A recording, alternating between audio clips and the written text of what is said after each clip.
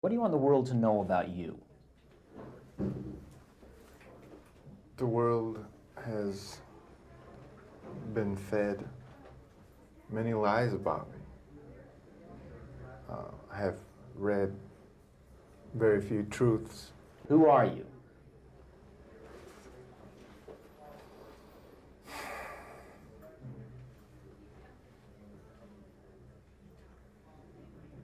Just a guy. You have now entered a very rare group of people in this country. You're in the ranks of Charlie Manson, Ted Bundy. You claim you didn't commit these murders, but you're right in there now as far as everybody else is concerned. Serial killers do on a small scale what governments do on a large one. They are a product of the times, and these are bloodthirsty times. Even psychopaths have emotions if you dig deep enough, but then again, maybe they don't. Do you have emotions, Richard? No comment.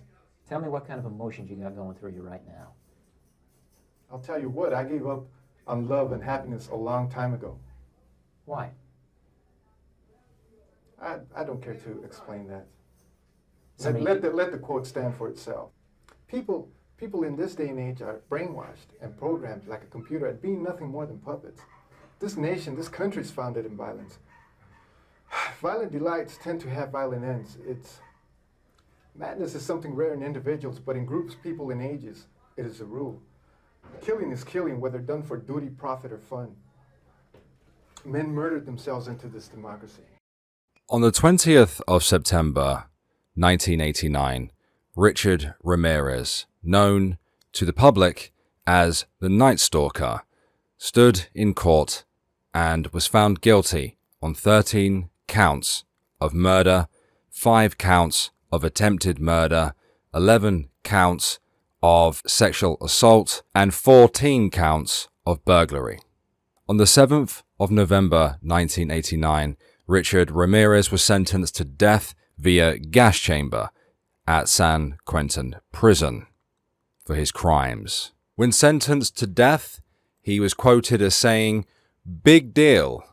Death was always a part of the territory. See you in Disneyland." He would then go on to serve several decades in San Quentin's death row, and on the 7th of June 2013, he passed away from complications due to B-cell lymphoma. Had it not been for his death from natural causes in 2013, it is widely accepted that he wouldn't have faced the death penalty, the gas chamber, until he was well into his 70s due to the lengthy appeals process that the death penalty often carries. Hello, ladies and gentlemen, my name is Alex, and welcome to the Irate Alex channel.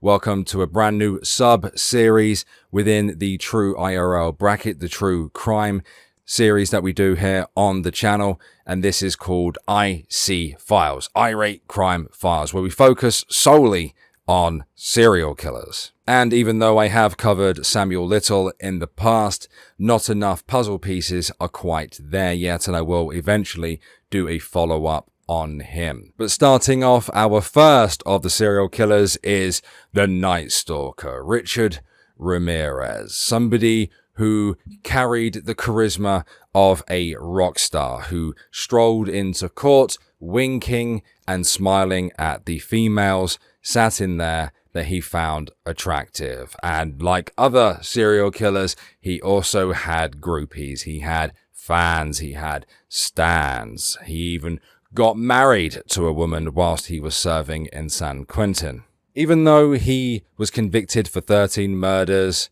and 11 sexual assaults, it is widely accepted that he definitely killed more, at least 14, and probably raped more. Richard Ramirez is a bit of a strange one. He's a little bit different to other serial killers. I mean, whereas, yes, he was very much sexually motivated. And according to those who have had discussions with him, including prison cellmates, apparently he could not do what he needed to do without there being a certain level of violence involved. If a woman could not be pinned down and tortured first, then he could not do the business. But unlike other serial killers, which I do find quite odd about Richard Ramirez because his ego was huge. Huge. Most serial killers, at least the ones that we tend to think of as psychopaths, generally won't allow themselves to become addicted to alcohol or drugs, but rather the killing itself. And unlike other serial killers, almost every method that he used was different from the last. I mean, yes, he did use a .22 caliber pistol, but he did change weapons several times. You're often using the same caliber, but he wouldn't always rape. He wouldn't always murder. And unlike most other serial killers, he also prescribed to his religion, which was Satanism. Many of the interviews with Richard Ramirez during the trial phase and even on Murray, I'm not joking about that one, I will show you in the video later on. Whilst the camera was rolling, Richard sought to terrorize as many people as he could. He sought to shock, to offend as much as he could. He had a pentagram on his palm that he would often show, and he would shout satanic slogans. And one of the biggest differences between Richard Ramirez and other serial killers, whereas serial killers, they often have their stans, their fans, their groupies, whatever you want to call them. He didn't just have his stans. He didn't just have women throwing themselves at him, but he also had satanic cult members arriving in black robes to his court days to praise him, to follow him. But like with all serial killers, like all cults, like all crimes, we do need to ask several questions. Who Richard Ramirez really was? Why did he turn out the way that he did? How was he able to go on such a rapid rampage of murder after murder, rape after rape after rape, burglary after burglary? Well, for that, we need to go back in time to his youth.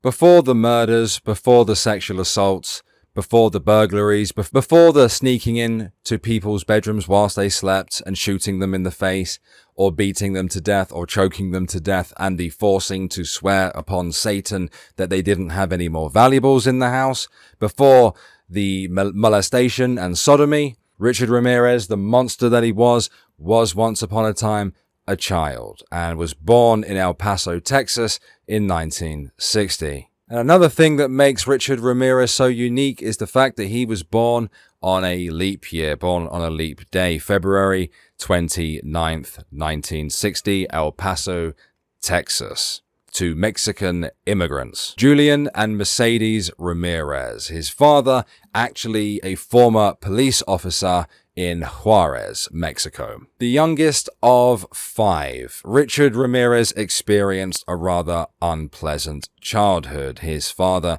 would often beat the absolute crap out of him. Richard Ramirez even suffered a major head injury, resulting in epileptic seizures and further minor complications until his teens. Now, whenever I hear or see a video or a documentary talking about Richard Ramirez, one of their go-to pointers, and probably the reason for why he ended up the way that he did, plus the abuse, to avoid the abuse that his father dealt to him, Richard would often find himself finding refuge and sleeping in cemeteries.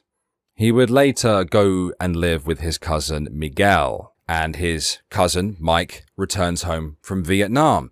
And whilst in Vietnam, Mike has gotten up to a few unpleasant actions and takes it upon himself to sit down with his young 12-year-old cousin and shows him Polaroid pictures that he took of himself raping, murdering, and even posing with a decapitated Vietnamese woman. He didn't have much of a chance from the beginning, to be fair.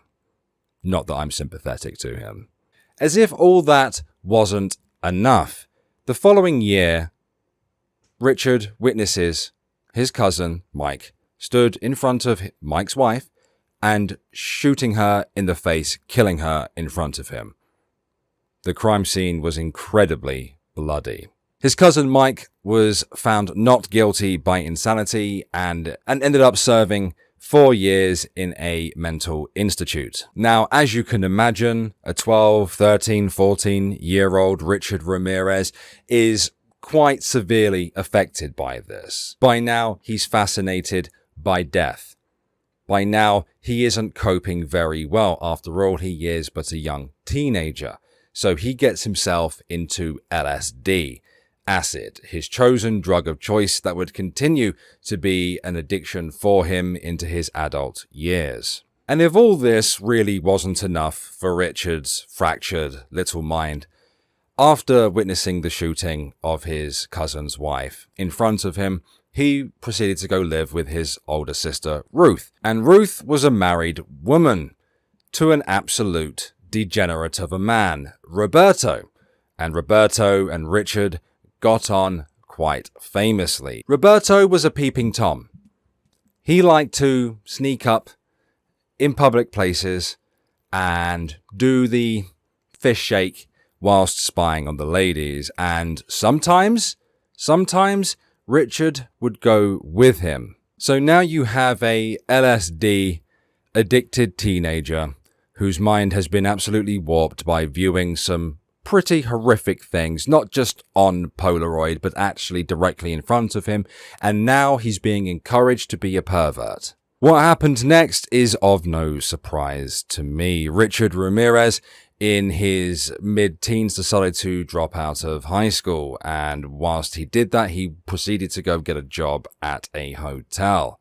So now, young Richard is working in a hotel, and he uses his position to abuse his said position, and he begins sneaking into those rooms when the patrons aren't actually in there, and stealing their valuables. He even goes as far as attempting to rape a female patron and is caught by her husband, subsequently beaten, but charges are not pressed against him because the couple come from a different state and couldn't be bothered in traveling across states to come and testify against a young Richard.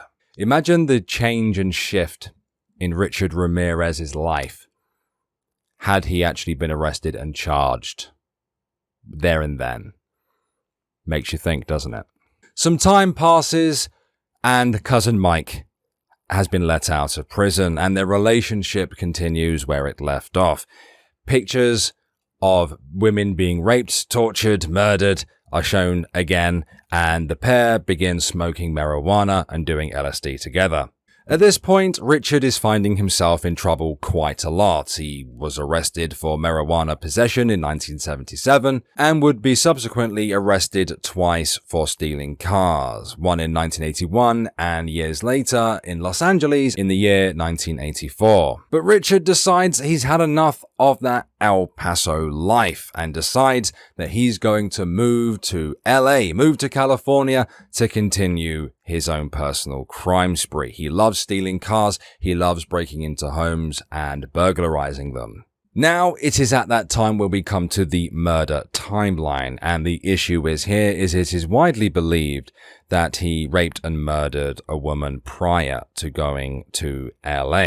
But in accordance with the charges, we have to go off of that instead. Prior to what is considered to be his first official rape and murder, Richard, for some reason, gives up altogether on his personal hygiene. His breath absolutely stinks. His teeth are an absolute state, bent and yellowed up. Yet despite all this, he had stands, which is amazing, by the way. And so the Night Stalker's reign of terror begins. June 28th, 1984. Jenny Vincow is raped and murdered by Richard Ramirez in her own home. She has her throat so deeply cut that she was nearly decapitated in the process. His next attempt at burglarizing, raping, and stealing is an absolute bizarre one. Nearly 9 months later, March 17th, 1985, Richard Ramirez, the Night Stalker, proceeds to try to break into the home of Marie Hernandez in Rosemead, California. He decides to fire his .22 caliber pistol at her, and as is the natural thing to do, is to raise your arms up manages to deflect the bullet with her keys. She also had a roommate who was currently hiding behind a cabinet within the house, and Richard proceeded to run in and shoot her in the face as she came out from undercover, killing her. Her roommate, Miss Okazaki, 34, and I do apologize, I am no good at pronouncing names. My humblest apologies, and of course, my respect to the victims here. But Miss Okazaki was hiding behind the cabinet at the time when the bullet was ricocheting around the house, and Richard shot her in the face, killing her. Unsatiated with his bloodlust, an hour later, Richard Ramirez took it upon himself to pull a woman out of her car in the street and shot her to death. Veronica Yu had been sat in her car in Monterey Park and was pulled out of her car and killed by Richard Ramirez. The media takes massive interest in these actions and decides to dub him two nicknames: the Walk-In Killer and the Valley Intruder. Can we just talk for a quick second about a comment that I saw recently whilst I was doing research on Richard Ramirez? There was a comment regarding the nicknames that we give them. We need to start insulting these people more, these serial killers. The Night Stalker, the Valley Intruder, the Walk-In Killer. How about the Smelly Breath Prick? You know, like don't give them cool nicknames like the Night Stalker. This is exactly the same thing I was talking about with Elliot Rodger. We need to mock them so that they will be remembered as laughable creatures, not as rock stars. Because when he was in court, he was arrogant and acted like he was a goddamn rock star. And really, we owe it to the victims to just absolutely crap all over people like this, because that's what they deserve. In my opinion, anyway. March 27th, 1985, Richard Ramirez at 2 o'clock in the morning proceeds to break into a home in Whittier, California. He walks into the bedroom of Vincent and Maxine Zazzara. He shoots Vincent in the face, instantly killing him in his sleep. This, of course, wakes Maxine up. She panics. Richard is able to subdue her and tie her up. Whilst questioning her as to where the location of the valuables were in the home, she managed to break free, making a beeline for the home firearm, which was a shotgun. Unfortunately, when the shotgun failed to go off, Richard, in his rage, proceeded to beat her. He shot her 3 times, mutilated her body by stabbing it, then gouged her eyes out, placed them into a jewelry box, and took them as his own personal keepsake, his own personal treasure. It was this horrific and terrible, awful crime that Richard Ramirez had committed against these two people that would eventually contribute quite a bit to the building of the evidence against him. Not only did he leave the infamous footprints in the flower bed of his Avia trainers, but he did leave a fingerprint, and this is the moment the police were able to deduce that this was indeed a serial killer. They deduced this from the fact that he was using a .22 caliber pistol to kill his targets. That was the main method that he did use at that particular time. He did, however, mix it up a bit as he went on. For example, the eye gouging thing was very much a one-off, as horrendous as it was. May 14th, 1985, Richard decides to break into the home of the Doi family. He shoots Bill Doi in the face. Bill would later go on to pass away in hospital after having been shot and beaten into an unconscious state. Richard would then beat and subdue his wife Lillian, cuffing her in thumb cuffs, something I actually didn't know existed until recently, and proceeded to rape her. May 29th, 1985, Richard Ramirez would proceed to commit a absolutely horrendous crime, but actually choosing not to commit murder, although one of them did pass away not long after. He broke into the home of sisters Mabel Bell and Florence Lang, 83 and 81 respectively. He subdued both of them, bludgeoned both of them with a hammer. He raped Florence. He bludgeoned both of them. He tortured Florence by shocking her with an electrical cable. And 2 days later, when they were finally found, they were found in such a bad state that Mabel would later die in hospital. His particular calling card with this horrendous act was to draw a pentagram using lipstick on the inside of the thigh of Florence. The very next day, Richard Ramirez breaks into the home of Carol Kyle. Present in the home is Carol and her 11-year-old son. He ties Carol up and the boy to each other. He then ransacks the home. He then releases Carol to take her to where the valuables are, sodomizing her along the way. When done, he takes Carol back to her son, sits her back down, and ties her up again and leaves. July 2nd, 1985, Richard would choose a random target, an unfortunate target, in Mary Louise Cannon, randomly. Driving his stolen Toyota, he would break into her home, bludgeon her while she's asleep, batter her with a lamp until completely unconscious, and then stab her to death. 3 days later, on July 5th, would be a crime that would really kind of separate Richard from the rest of his serial killers in arms, I suppose. He breaks into the home of a young Whitney Bennett, who is 16 at the time. He beats her with a tire iron and proceeds to choke her with an electrical cable, a telephone cable. And whilst choking her, the electrical cable sparks. For some reason, Richard takes this as divine intervention and that Jesus had intervened in her life to save her. And so he leaves. Whitney Bennett needed 478 stitches in hospital afterwards, but she did survive. July 7th, 2 days later, he would go on a little bit of a double rampage. He would break into the home of Joyce Lucille Nelson, 61's home, and beat her to death.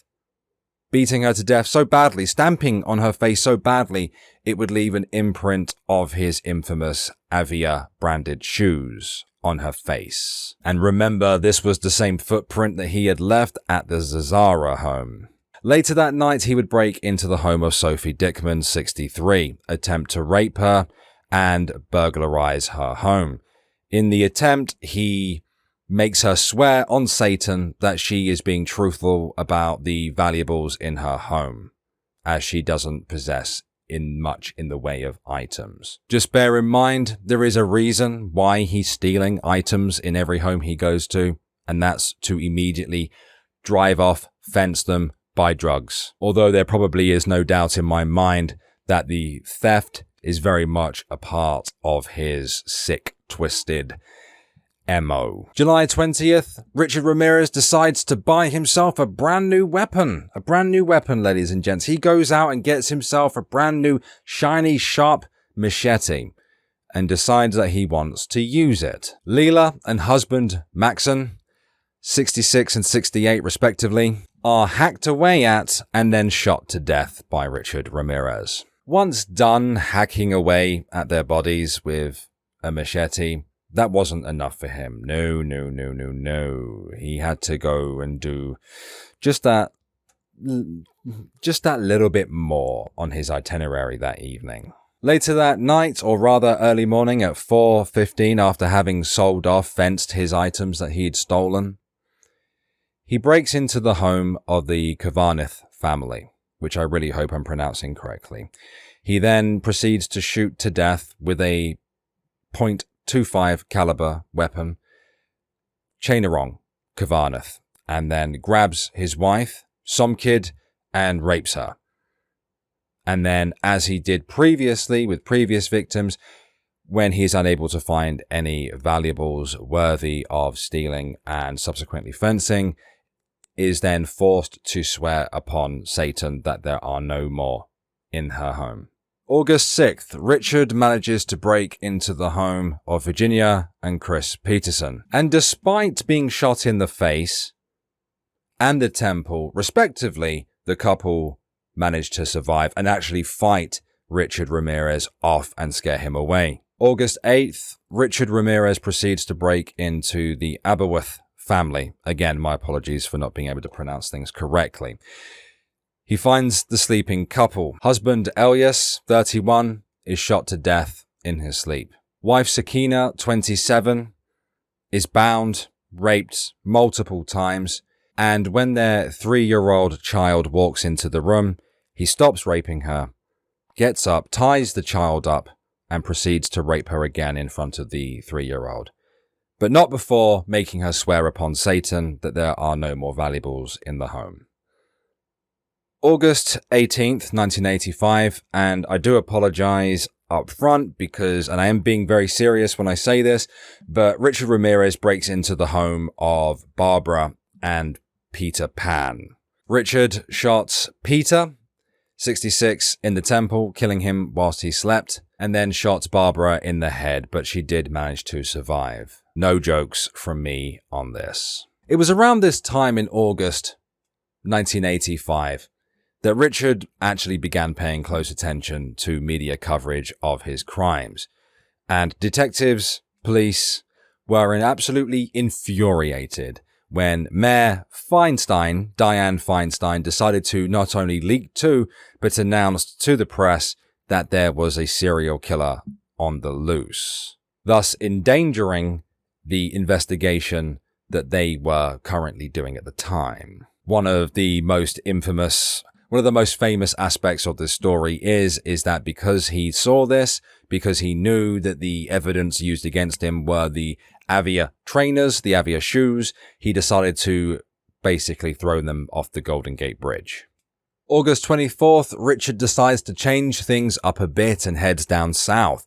He decides to break into the home of the Romero family, but is scared away pretty quickly and has his license plate number and his description leaked to the police via James Ramirez Jr.'s son, James III.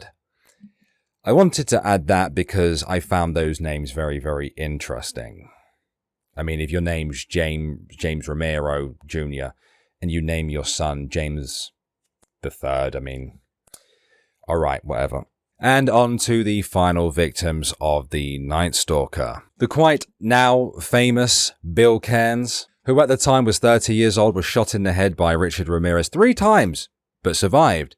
His wife, Inez Erickson, however, her fate wasn't nearly as lucky. Unfortunately, she was raped and again forced to swear that she loved Satan and that there were no other valuables in the house. Inez Erickson did report this to the police, and a further footprint was taken from the scene of the crime. Very shortly afterwards, Richard Ramirez's stolen vehicle was found by police and swept for fingerprints, and despite his attempts to clean away any evidence within the vehicle, police could now identify him. And it is at this moment that they decided to announce to the world who Richard Ramirez was and who they were looking for on national television, and also holding a police conference. Now, there is some misinformation about Richard Ramirez's capture. It's widely thought that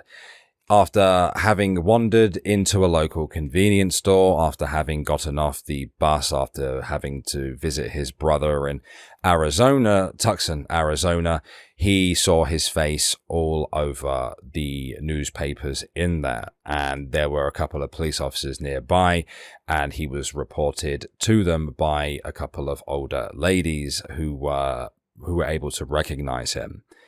It is then thought that he went on a little bit of a miniature rampage, that he began running through neighborhoods attempting to steal cars, and that he was subsequently chased down and beaten by an angry mob. But that actually isn't true. That actually isn't true at all. So what I'm going to do is I'm going to play you a clip of the lead investigator at the time. I'm going to let now retired Lieutenant and Chief of Police Gil Carrillo tell the tale as it actually went down.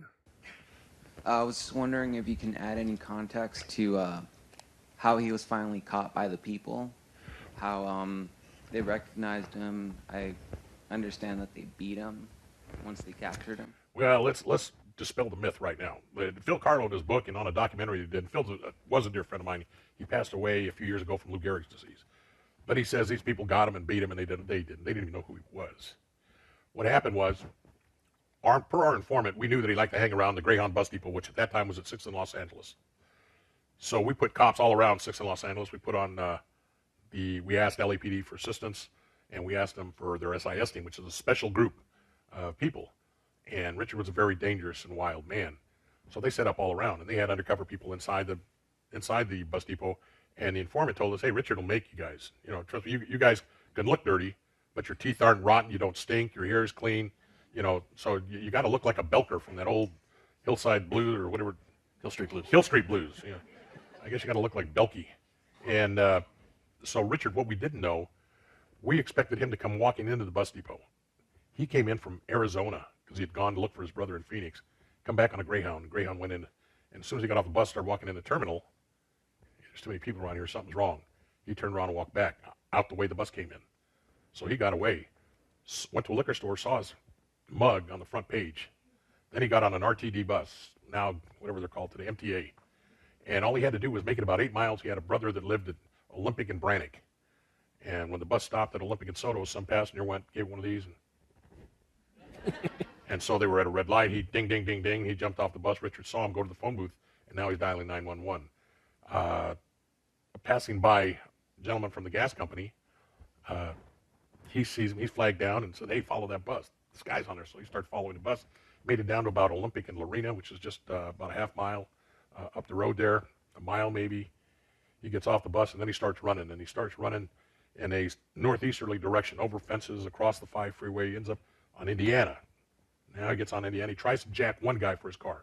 Didn't work. He goes around a block on Hubbard Street, and he sees a lady, so now he's going to jack her. She starts screaming. Her husband, who was a good guy, grabbed a tire iron or a piece of pipe. I don't know what he grabbed, but he grabbed and ran up there and hit the guy in the head. Kind of 2 good licks. Well, the neighbors hear the screaming, see their neighbor fighting with this guy, so Richard tries running away. They get him down. They hold him there. They don't beat him to death. Had it been the gang members that caught him there, they would have killed him just because he's messing in their territory. But they held him, and then here comes Andy Ramirez, you know, the boot cop, and it's all over with, and that's how he was captured. We did give the Burgoyne family, we gave them some money because we had money to distribute. We gave 10 grand to some guy named Perez. I actually highly recommend watching that entire 1 hour and a half video because it is very, very telling, and it's also a very emotional journey through the investigation of the Night Stalker. It starts from when the first crimes were reported all the way through the trial and how that may have affected the police involved in it. The jury selection commenced on the 22nd of July 1988. The entire process would take roughly 3 years and would be a extremely frustrating and confusing affair for most involved in this. And if you remember, I said earlier at the beginning of the video that Richard quite clearly loved the spotlight and loved absolutely terrifying and terrorizing everybody around him, and quite clearly relished in the fear that he created around himself. A really famous aspect of the entire story with the Night Stalker is that one of the female